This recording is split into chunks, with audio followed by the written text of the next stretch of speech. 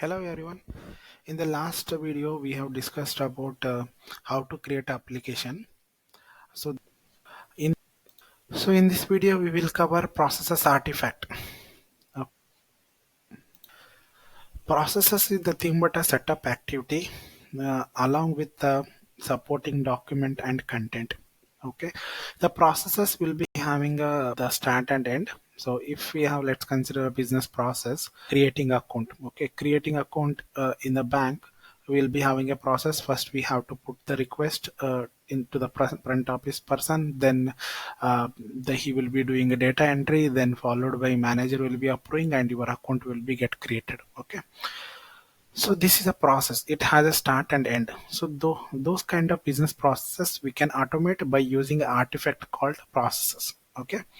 So how we can create a process? You can create a plus button, then click on process and enter the process name and finish. Okay. The process will be get created. Okay. So I have the already process created, which is a loan request. Okay. So whenever you open a process, you can see overview. So under the overview, you can see a instance detail and the work schedule. If you expose the process to a particular team, then you can see here. So we'll discuss about the options in the future.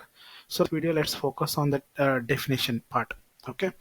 So in the definition part, whenever you create a process, by default will be a process created with the start and end event with the inline user task is attached. Okay. So there will be a two lanes will be created by default, system and system lane. This wherever there is no user interaction is not required. So those type of activities we can place it under the system lane. Okay. If anything like is a user interaction is required, then either you can place it in all users, or you can add a lanes. Okay, by using this option, lane option. Okay, so you can create as many lane you can. Okay, so we'll discuss about lane later point. So the activity is nothing but a task. So under the activity, so there are different types of activities are available. So user task, inline user task, system task, decision task, script, and sub process and link process. Okay, so first we will go one by one. First one is the inline task. So inline task is nothing but a default task which will contain the instance detail and task detail. Okay. So whenever you create an activity, so by default inline user task will be attached, and mainly if you open the screen of inline task, so there it contains the task detail and the instance detail. Okay, user task nothing but user interfaces. If any task to be performed by a user, then you have to create a user task, and user task you need to attach under the implementation. Okay, here. So you have to go to general, then you have to select the user task, and in the implementation part you have to attach the user task. Okay, system task is nothing but it's a system activity. There is no user interaction is be available. And example, we have a database call, or if you want to perform any logic validation you need, so then you can create a system task, and inside that you can write a script. Okay, you can attach a service flow, so inside that you can perform any activities. Okay, the next one is the script task. Script task, here you can write a script. So you can initialize a variable, or you can write conditions, or you can write any of the logic if you want to write at the BPD level, you can use a script task. Okay.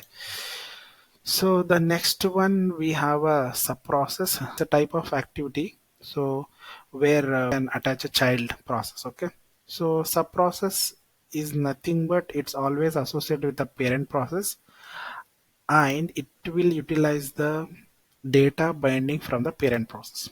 Okay. If you see, if you go variable mapping, then it's all these variables which are available at the parent process are mapped here. Okay. So automatically it will come. Okay. So sub process is a non-reusable process. So discuss about tell about sub process of futures. And next one is a linked process. Again, it's a task. So for this, again, we will be attaching a reusable process. Example, you have a approval process. In the approval process, there are multiple approvals are involved.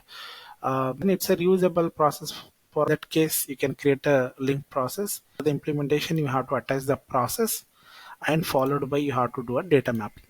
Okay. So along with that, we have a event sub process. This won't be connected to parent process, but whenever you want to call or you want to perform any ad hoc task, then you can use this event sub process. Okay. So here again, for this also data mapping is not required. If I open here, so it takes all the variables from the parent process. Okay, this can be started whenever errors occurs or any message events occurs, or when ECM content or timer. Okay. This type of events occurs, then you can start this event sub process. Okay, it's all about the process.